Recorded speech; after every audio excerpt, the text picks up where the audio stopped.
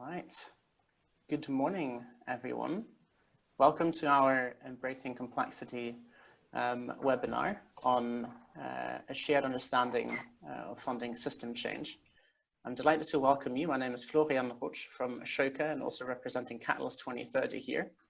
Thank you for joining us from all over the world. I think it's not just a good morning from me, it's a good day to many of you too, and even a good evening, I believe. I think in the registrations I saw some joining in from New Zealand, from the other side of the world. So wherever you're calling in from, a warm welcome.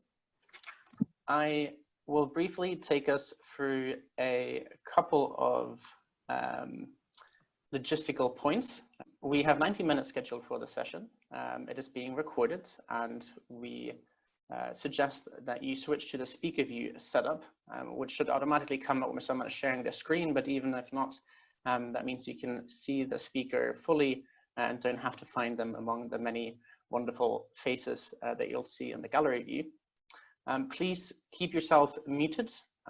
You obviously will have time to speak later in our breakout rooms. Halfway through the session, roughly, we're going to switch into breakout rooms for a proper half an hour. So there'll be plenty of time to discuss, to connect with other attendees.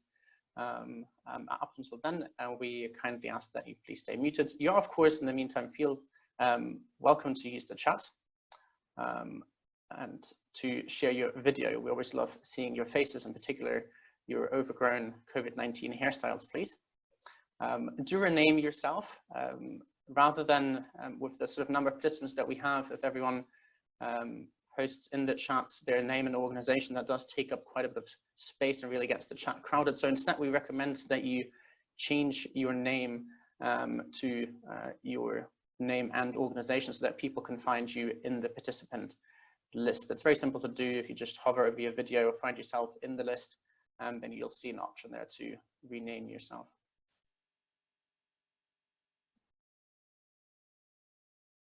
So a quick slide on why this kind of work, why this webinar, why this report. We need better social systems, and that's something that was clear already before Corona. Right? Social problems are largely the products of broken systems. So if we fundamentally want to address the problems we see in the world, then we need to look at the systems that are producing them. Social entrepreneurs and other change leaders can help achieve that system change by practicing empathetic, servant, and persistent leadership. The view in this report is that system change is not so much a mechanical approach, but it's a very human endeavor.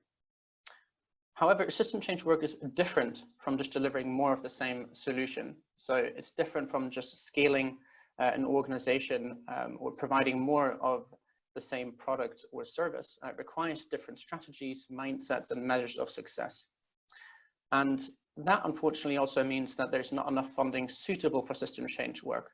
This different kind of work requires also a different kind of support and different kind of funding. And because we're missing out on that funding, we're also missing out on the potential for much greater impact.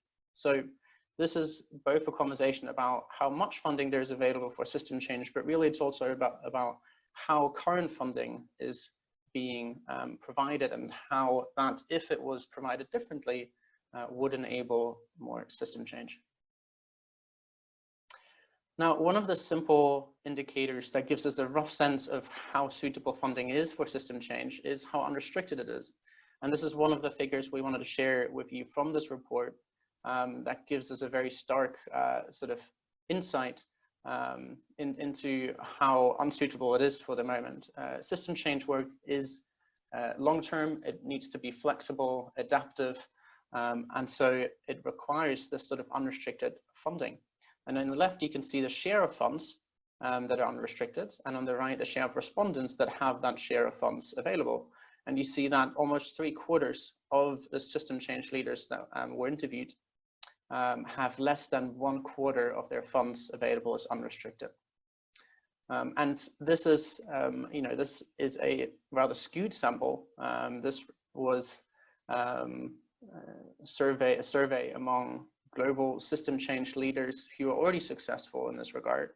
So if this was a broader sample set, then it would even look worse than this. One more quick figure to what extent did you have to adjust your goals, operating processes due to your funder? So this is coming back to the power dynamics that we see between funders and fundees and the system change leaders they support. And if we are to achieve system change successfully, we need to trust the system change leaders that are at the forefront of system change, that are deeply embedded in the systems. But as we see here, almost half had to make significant changes to their work because of funder requirements, and another almost half at least minor changes. So I'm here speaking on behalf of Ashoka and Catalyst, but this was a very broad collaboration that came together, including also Co-Impact. We have Sylvia here from Co-Impact today speaking. We also had Echoing Green, Schwab, the Social and Commercial Foundation, Join, and Skoll Foundation.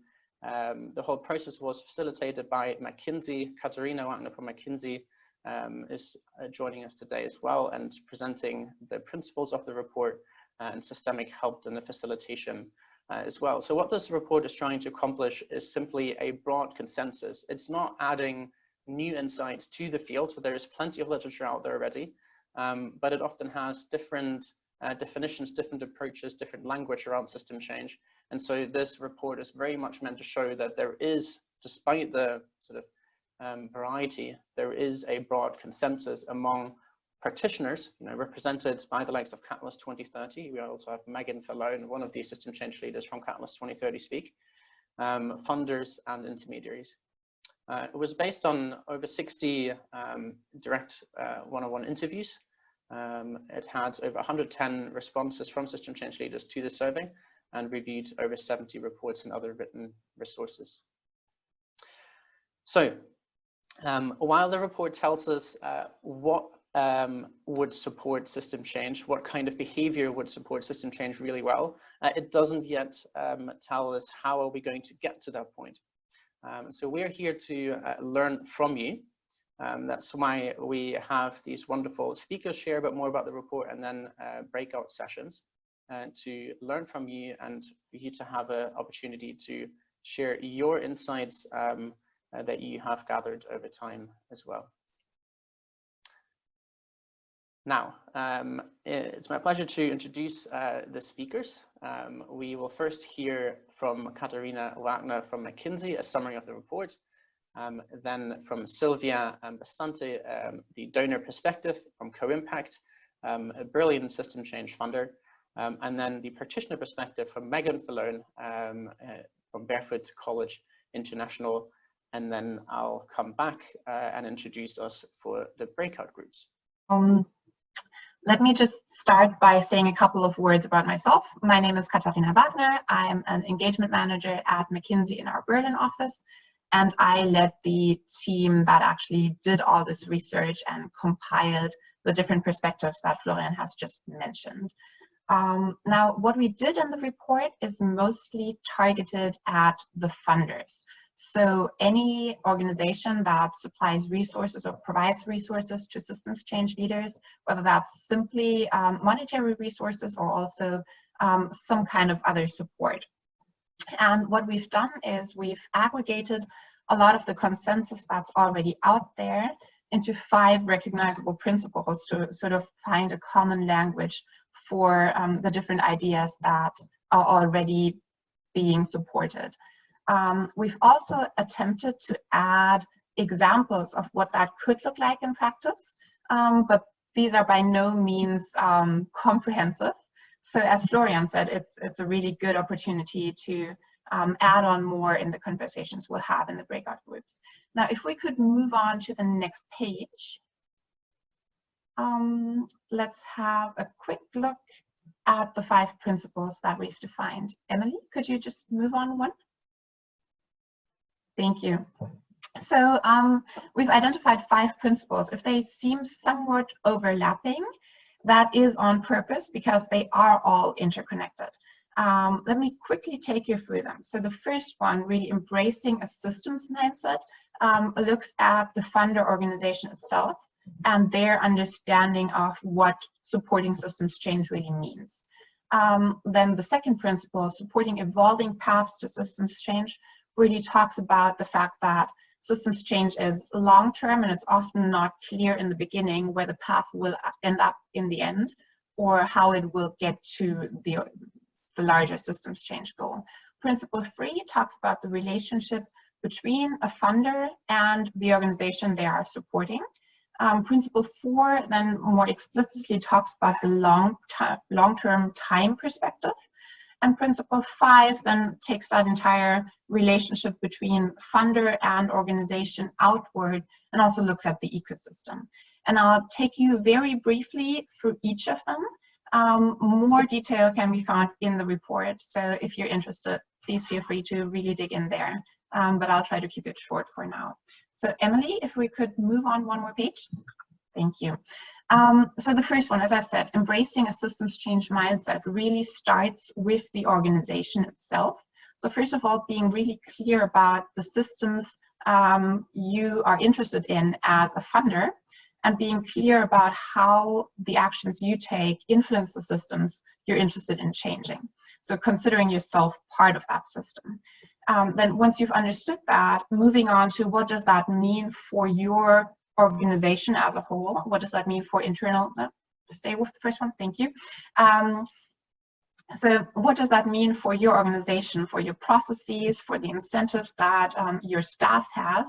And rethinking that based on the kind of systems change you'd like to achieve. So for example, that can mean changing incentives from staff telling organizations you're supporting what to do to staff listening more. And then finally, actively looking for funding opportunities. A lot of times funders tend to go with the systems change leaders that are most visible in the field, and that may not be the ones that do the work they actually want to support. So more actively engaging in a search process for the systems change leaders that best fit their goals, and especially looking in the unusual places. So in places where people are that are unlike you, that are different, that you may not be immediately thinking of, may not naturally be in contact with, because that is often where a lot of interesting things happen that are under-resourced. Then moving on to the second principle, supporting the evolving paths to systems change. I think that is something that all of you are already familiar with. The path isn't always clear when we start out, although the goal is. So here, the first part of that principle would really be to look for leaders that have that transformative vision rather than a very, very specific project plan.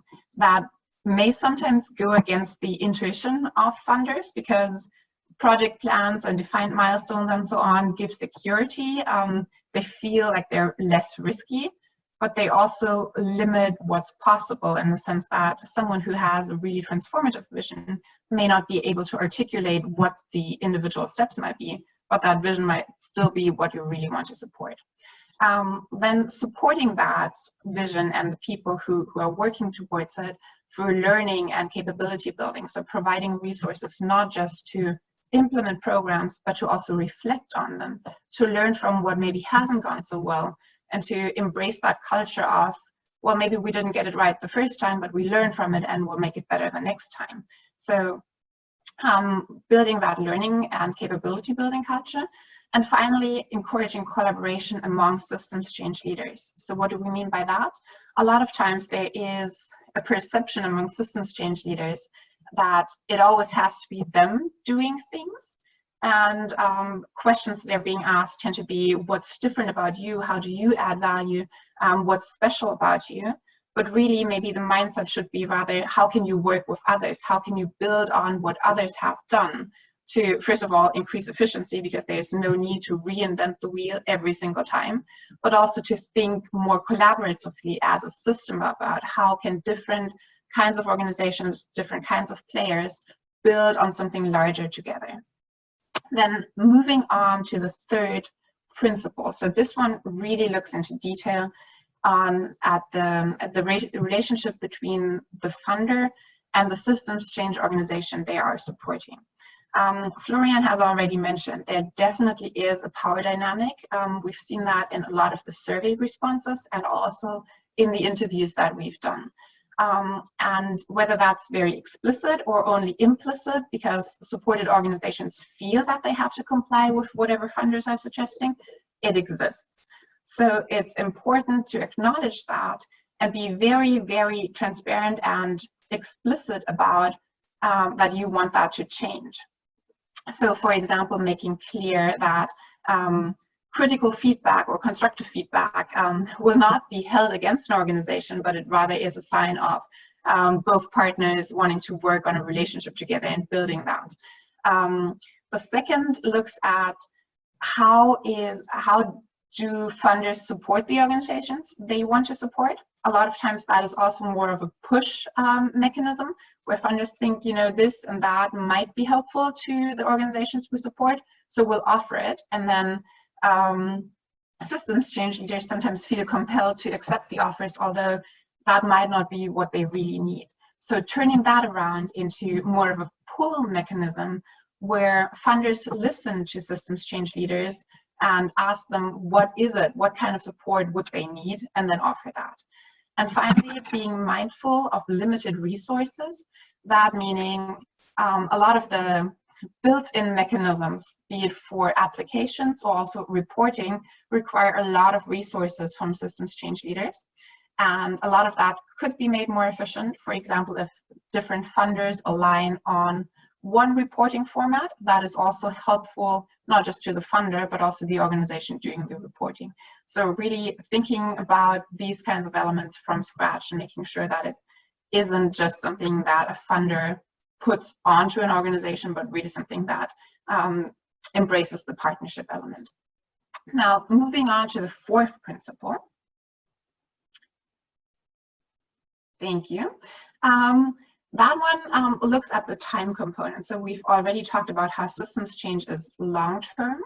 And here, the different components would be, first of all, obviously to think about the time frame in a realistic manner. So not expecting miracles within a couple of months or even years.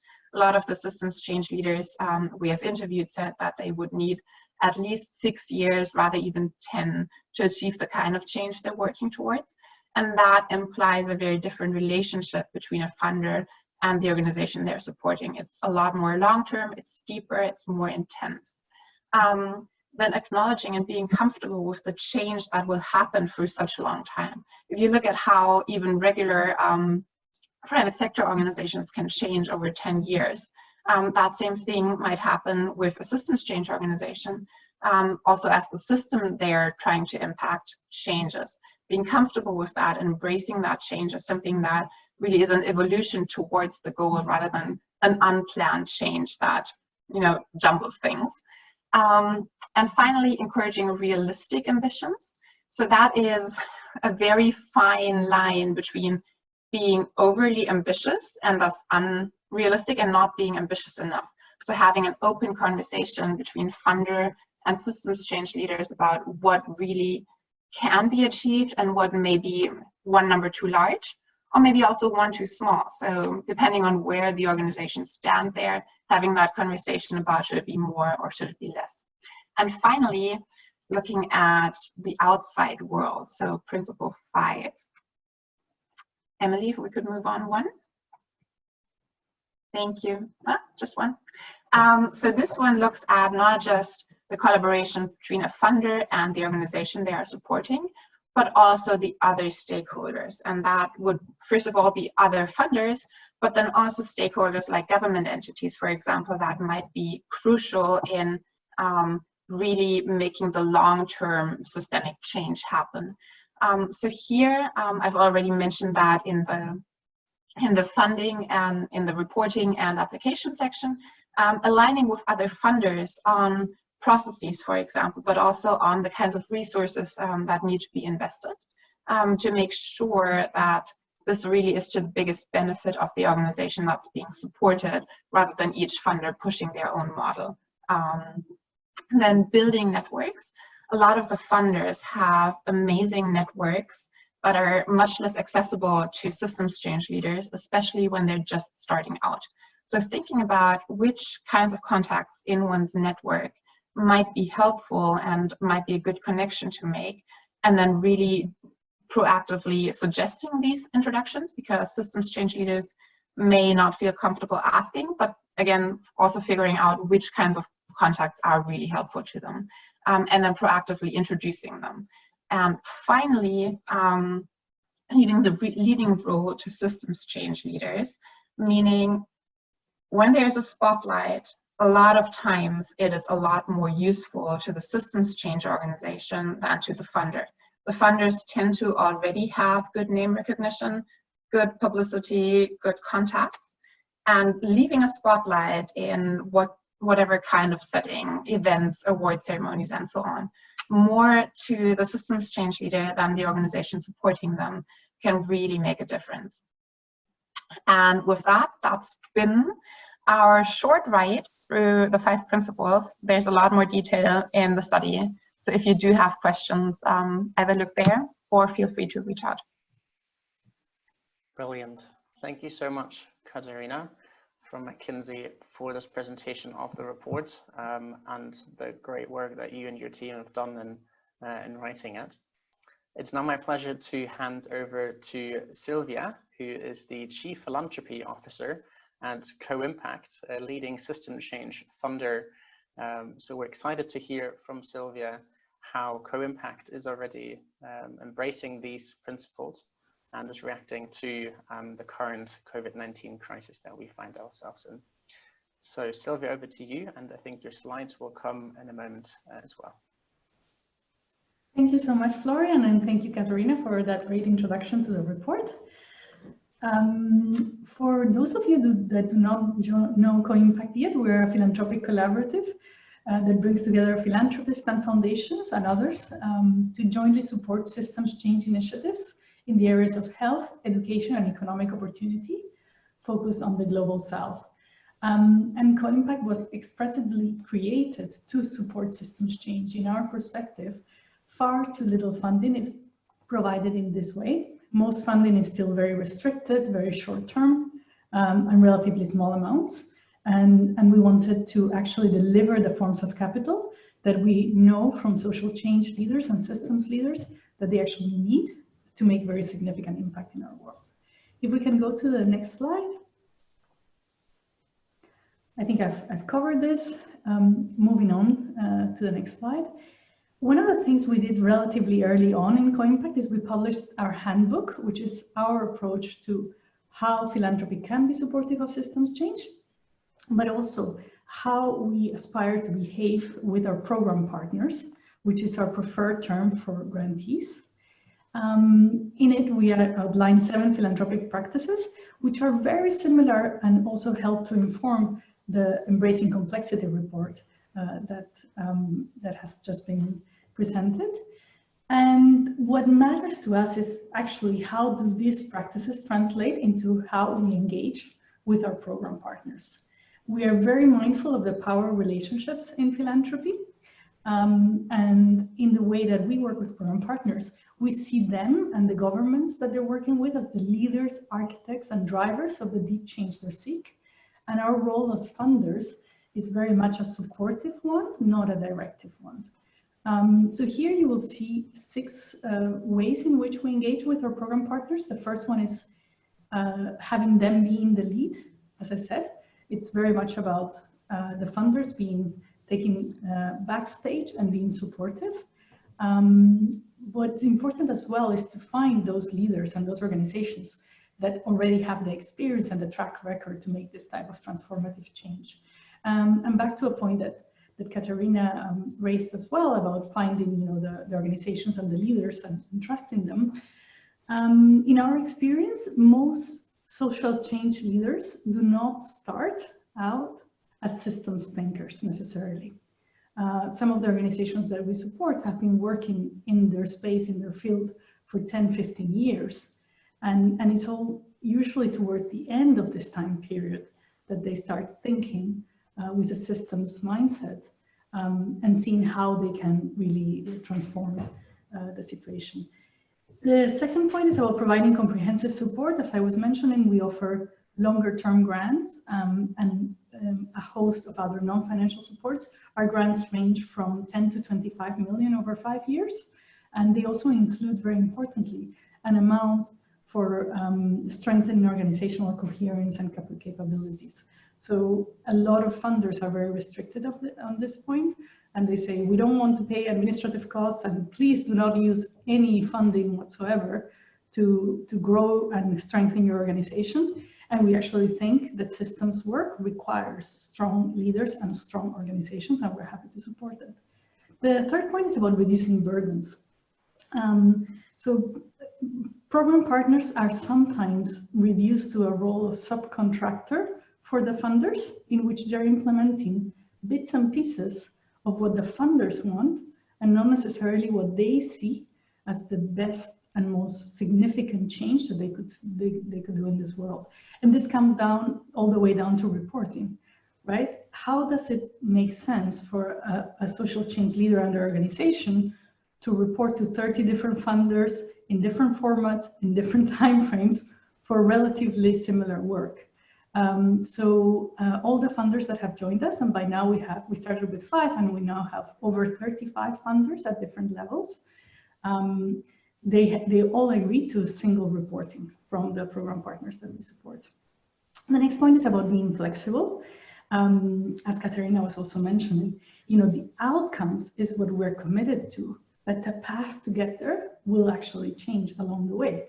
And all the examples of successful systems change that we've seen have had major pivots along the way. So for us, it's important to agree on those outcomes, but be very flexible in terms of the moments where our program partners need to make changes. The next point is about encouraging learning and adaptation. And systems change is very complex and dynamic. And we don't want that our program partners are providing reports to us just to comply with our requirements.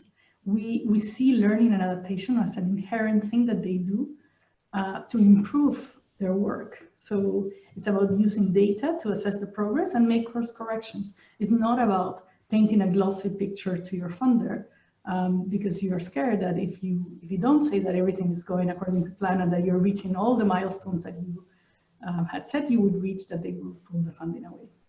And the last point is about enabling strategic coherence. And again, we ask all the funders that support us that they do not cherry pick from within an initiative. So for example, we support a coalition of organizations in Liberia trying to provide basic healthcare through community healthcare workers to the whole country. We don't want funders to come in and say, this is great, but we only care about pregnant women. Can you, give us a project that is exclusively for pregnant women? Or we only care about children under 5. This is, what we're asking for is to support the whole health system. And we don't want to distract the work of our program partners to be carving out pieces of their work just to satisfy a funder's requirements. Continuing on to the next slide. Oops. Yeah. So as we all know, there's the COVID crisis going on, and we personally see it as a crisis of systems.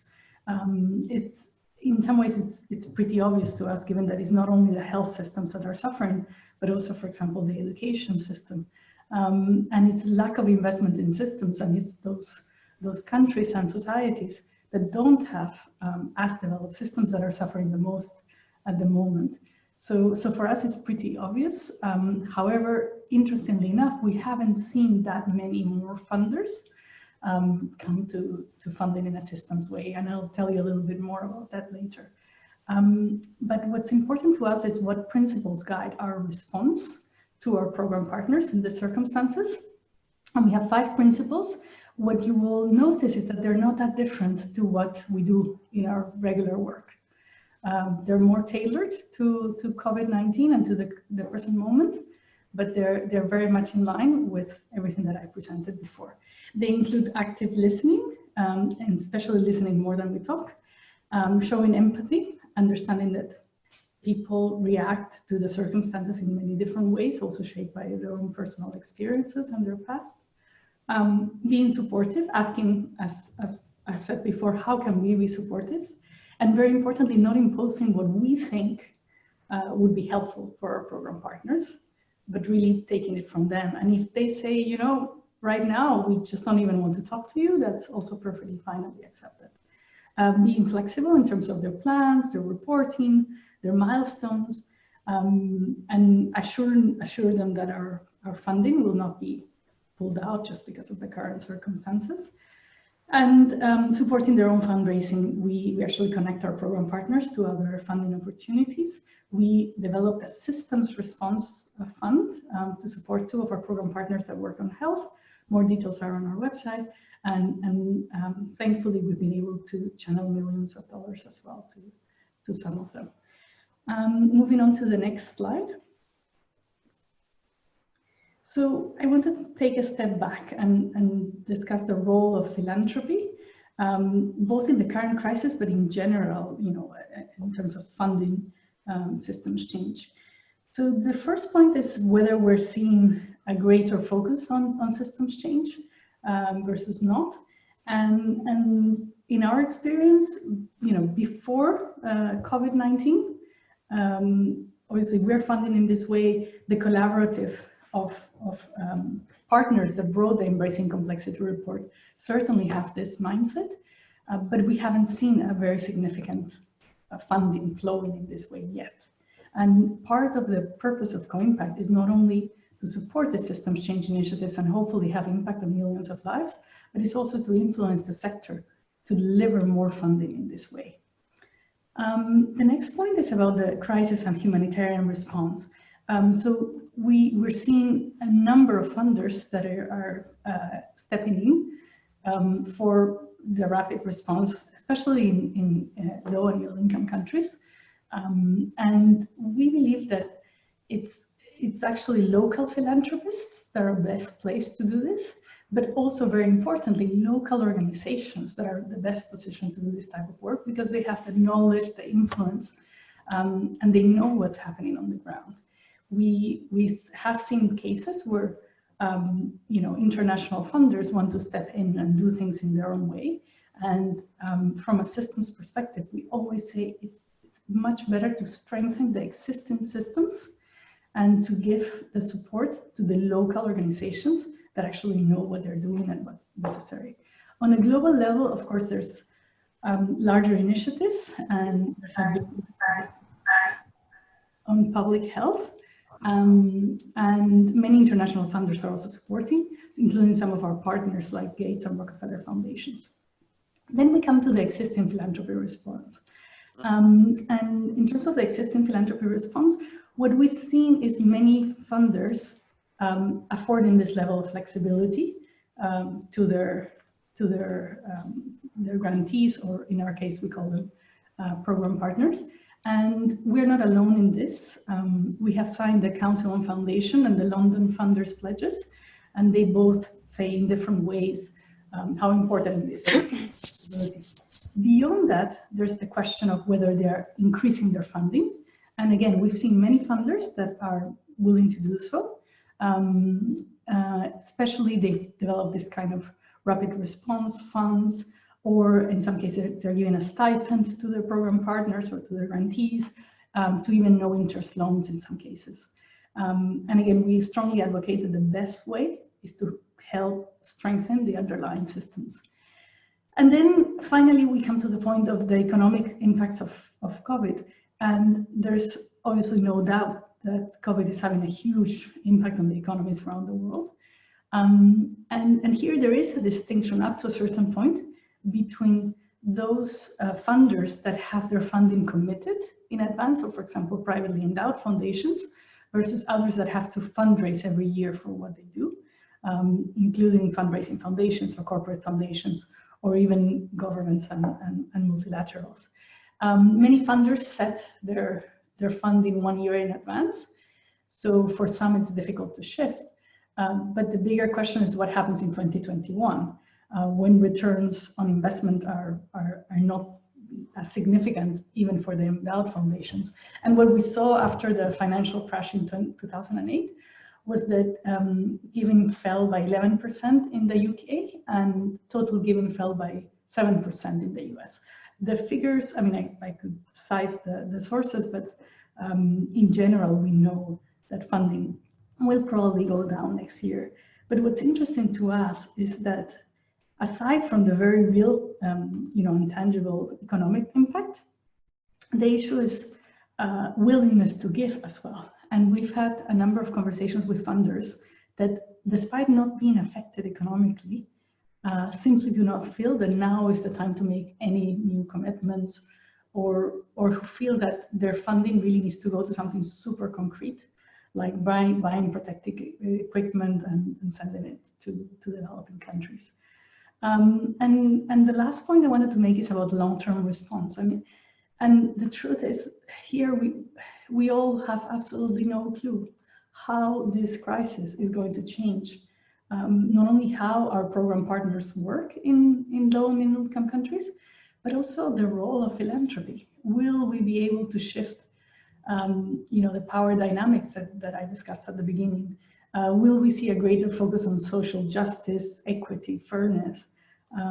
These are things that we are hoping will take place, but only time will tell. And moving on to the last slide quickly, please.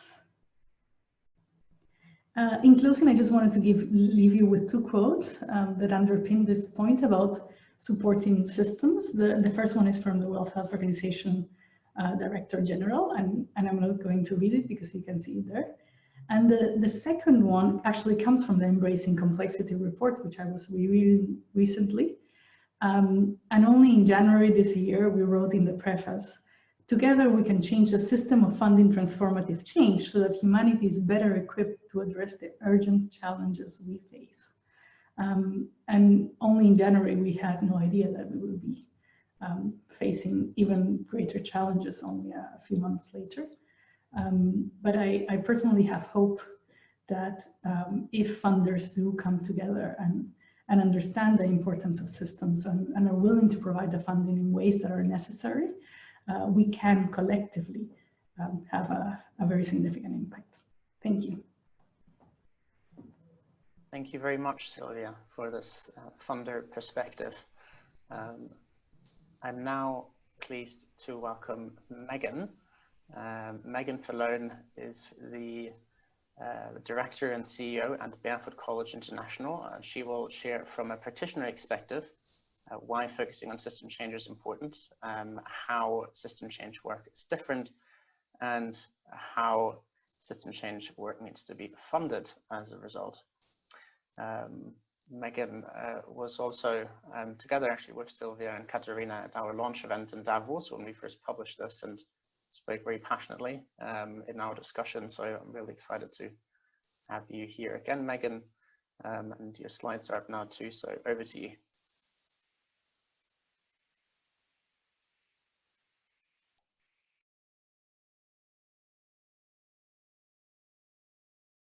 For someone who's been working in systems change before it was called systems change and before there was anything written about it, it's such a really inspirational thing to see the movement that's growing and the actual body of academic work that now frames this way of working and approaching things.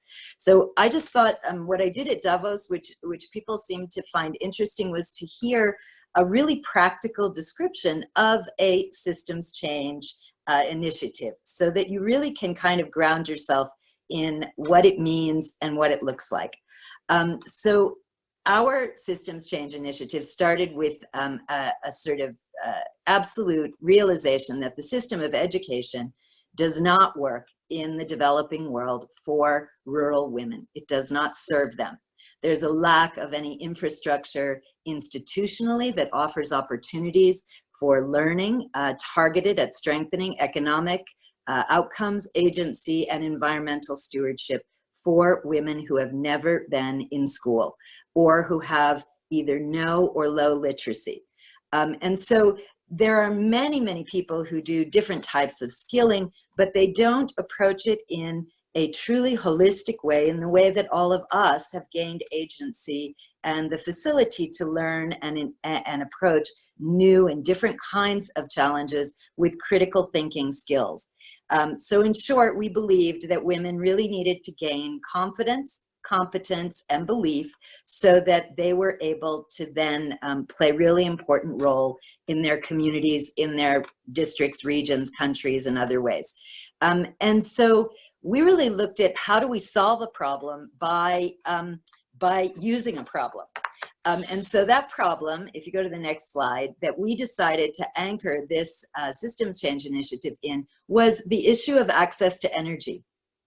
Because in being able to actually get the stakeholders, partners, and the system you need to change, you need to convince people very clearly that indeed this is an opportunity and indeed it does work. So we set out to train and develop curriculum and methodologies for training illiterate and semi-literate women to be solar engineers who would fabricate, install, maintain, and be able to sell solar home lighting systems and small solar devices. Now, of course, this has had an amazing effect. We are now in 93 countries with this program, 14 states in India, and we've brought light to 1 million people. But that's not the victory, and that's not really the systems change. The systems change has happened by the fact that today we have 7 barefoot colleges as joint ventures built with national governments, their budgets embedded in national government frameworks and supported by a coalition of philanthropy, private sector, and national governments. The programs at community level are now today run through 189 local civil society organizations and multilateral organizations, from small to big, from Sister Rosalva in Timor-Leste and her organization in 25 communities to WWF in 5 countries where we have national programs with them. So really establishing this network of civil society organizations, being able to create joint ventures with governments such that there is now institutional infrastructure in those countries that has provision from national budgets, and it's not just single country funding. So for instance, the government of India helps fund all 8 of those training centers today, as well as the host government of those countries. So here you have, in addition, a bilateral aid program. If you go to the next slide. Embedding the running costs into the national government frameworks has meant setting up steering committees of multi-ministerial composition in each and every government. So this is work that has taken a long time to put in place. Building the local capacity of those institutions such that they're staffed and run by local people with national focal points to the governments is very, very important. So how do we look at the indicators for when systems change really is happening? Well, I can give you 2 examples that for me are pretty poignant, especially right now. One of our biggest private sector partners is Apple. We've managed to convince Apple through this program, through the exemplification that the women have shown to be able to master high technology through these institutional infrastructures, to begin to develop an area of research and development in low text IU user interface technology applications, such that people who cannot read and write or don't share the same language can universally use an application. This is something that has not been happening. We're starting to see AI, machine learning, chatbot usage, people coming to us saying, how can we now message to people in rural communities all over the world through a basic mobile phone the essential information they need right now during this COVID period. We're looking at these women who we've trained being able to be the last mile delivery mechanism of credible knowledge and learning during this COVID time. And we're looking at now, how can we build their economic resiliency, again, through technology, which they've gained during their training with us, and their understanding of their own livelihoods in a critical thinking way, in immediate addressing the challenges they're going to face in post-COVID. We're working with several other partners, Fundación Capital, Dimagi, Nilam Cheber and her organization, Industry, to understand what support, what information, what help we can give to women at the last mile in order to catalyze them bouncing back after COVID. For me, the area of systems change that is most important is to really think about it as a design process, as an architectural exercise. That's how I look at what we do. We're building a building, we're putting the structure in place, we're thinking always about the outcome that we'd love to see happen and re-engineering that construction. Looking at all the stakeholders, all the influencers, all of the learning, most importantly, that we need to do as a leader in this space to be able to deliver on that eventual shifted system. And I think that's something we tend to always think it's about the money. I need to go get money to do this, but it's not about the money only. It's so much about understanding what you are great at, what you have to bring to the table, what you need to learn to deliver on the change you'd like to see happen, and most importantly, who the partners are who can help you to reach that goal. And so you have to quite be prepared to put your ego, I think, at the door. You have to be prepared to engage in what I call a really authentic partnership, where you co-create that final result, where you're able to actually allow other people in to the co-creation. You know, we tend to look as implementers at our funders so often as this sort of existential entity. You know, the funders sit over there and we sit here. But it is in the space where we have co-created each part of this program with our funders that we have succeeded 5 times the speed and 5 times the efficacy. It really is in that identification of the right kinds of partners, the right kinds of learning you need to do. And private sector has been an important part of that for us. We have learned tremendous things about scale, advocacy, moving into new markets, supply chain work through our private sector partners who sort of came to us with money, but in the end, that wasn't the most valuable thing they gave us. It was really their time and their human resources. So really aligning all the right kinds of resources in order to complete the work that you'd like to do. And then again, just to finish, I always think of Frank Lloyd Wright when we are having these conversations about systems change, because he really believed that if you build a house, it shouldn't sit on a hill. The house should sit in the hill. It should belong in the hill. The goal here should be that the system we shifts without the identification of any one partner at the helm of that, but that the overall global system shifts and it adopts that change in a completely sustainable and natural way, such that you disappear from the landscape. I was recently really inspired by the Zanzibar government, who rang our training center in Zanzibar 2 weeks after the shutdown started there to ask them to reopen and start training capacity building of community leaders, of women from communities in order to be able to deal with COVID at community level, to also be able to produce masks and other PPE equipment in Zanzibar. What I understood from that was that suddenly we'd gone from being this external resource to the government looking at us as a resource of their own. And I think that's really a great inspirational kind of thing to set your sights at when you're talking about this work. It has not been easy on the funding side. On the funding side, I have never been able to talk until the last 6 months about systems change. I have gone to each individual donor and made the case for the piece I needed them to play. So for me, it's pretty liberating now to be able to talk about systems change and be able to have a report like the one we have, and to have the work that Sylvia and Olivia have done at Co-Impact to really say, this is what we're doing, and this is why we need you to participate in this. So I'll leave it there, and hopefully there are some questions. Brilliant. Thank you so much, Megan. Indeed, it's time for questions, but in breakout groups. Let me briefly explain the process that we have in mind. It's 25 minutes that we'll be spending together in breakout groups of around 7 people.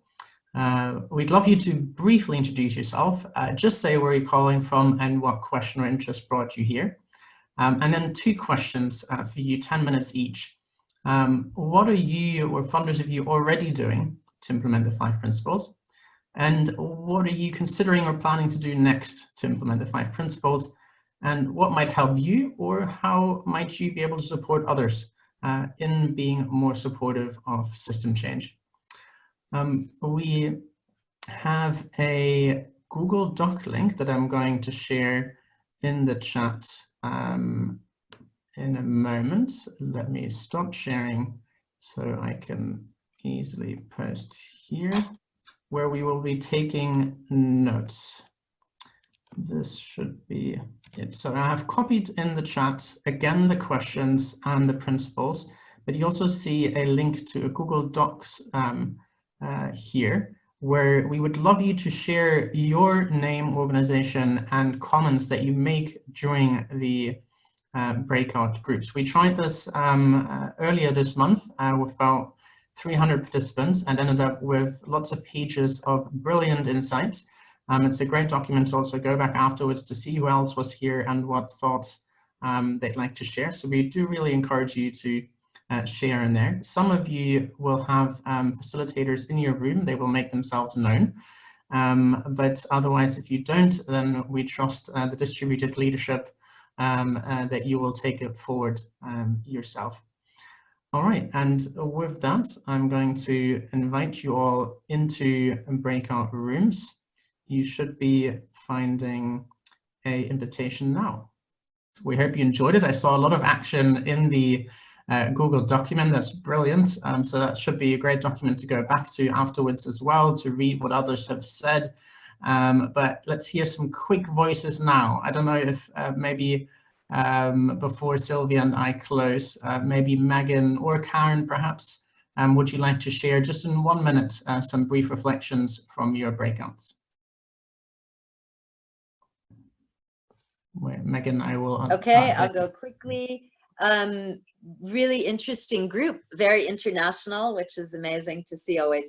I think a lot of the questions are about how do you speak to funders about systems change when that might be your vision, and maybe you don't have a long-term relationship yet with them. And so we talked about how to stage those conversations. So to give funders an opportunity to see your longer term vision, but to be able to identify very clearly their way in to engage with you, and for them to have the confidence that you are able to deliver on that smaller scope, maybe in a short term, and that you build trust over time. There were also some questions from smaller organizations about how do I participate in a systems change initiative? You know, if I can't architect one myself, how do I play a role in being able to participate in one? Because that's an essential element, is gathering all those delivery partners in something like this. So that was pretty much the coverage from our group. Thank you very much, Megan. Karen, would you, say from International Bridges for Justice, would you like to briefly share some insights from your breakout as well? Great. It might be better if the Berries also share, because they shared quite a bit. My main takeaway with it, though, was really about, you know, how do we basically do the work? How do we build coalitions? How do we let governments do what they need to do? How do we work in our partnerships, but how do we really do the work? So I found it to be very inspiring just to hear everyone talking about doing the work in a way that didn't need to be, you know, the best marketing or publicity for your own organization, but like, how do we really do this in the long term? Brilliant. Thank you, Karen. Now we are 5 minutes from the end of our session. So I'd like to hand it over the last time to Sylvia for some closing words before I wrap us up at the end. Sylvia.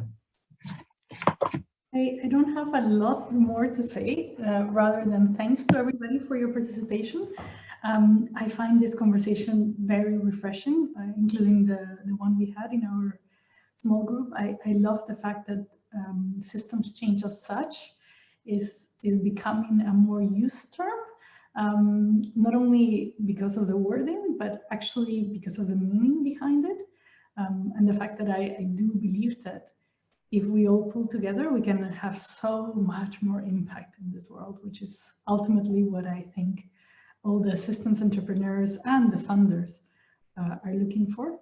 So thank you to all of you, and I look forward to continuing this conversation and bringing even more voices to this collaboration and this approach to systems change, so that we can really deliver on what this sector can do for the world. Thank you. Thank you, Sylvia. Thank you for joining us today and sharing a Co-Impact's perspective. Thank you to Megan for sharing a practitioner perspective, to Katarina, who had to leave unfortunately, but to Katarina McKinsey for the summary of the report. For all of you for joining us today and being engaged in the breakout groups. Don't forget the document. Have a look at it after the session. I'm sure you will enjoy it. And of course, most importantly, please read the report. It has lots of wonderful examples and details and data. I have just posted the link here. Also, I think some of you will have joined through the Catalyzing Change campaign organized by Catalyst 2030 and the amazing system change leaders that are part of it. So if you are interested in further sessions today and tomorrow related to COVID-19 solutions, then do check out the other link that I posted there as well on catalyst2030.net, Catalyzing Change, and you'll find dozens of other brilliant sessions. And so with that, I'm closing from Ashoka, on behalf of Ashoka and Catalyst 2030. Of course, also an invitation from Ashoka. If you ever are looking for brilliant examples of system change leaders, look no further than Ashoka Fellows. Similarly, our partners like Schwab and Skoll and Echoing Green are all supporting fellowships or networks of social entrepreneurs too. So you can find their profiles online as well. Okay, and with that, I wish you a wonderful day. Enjoy changing systems with the 5 principles, and we'll hopefully see you sometime soon again.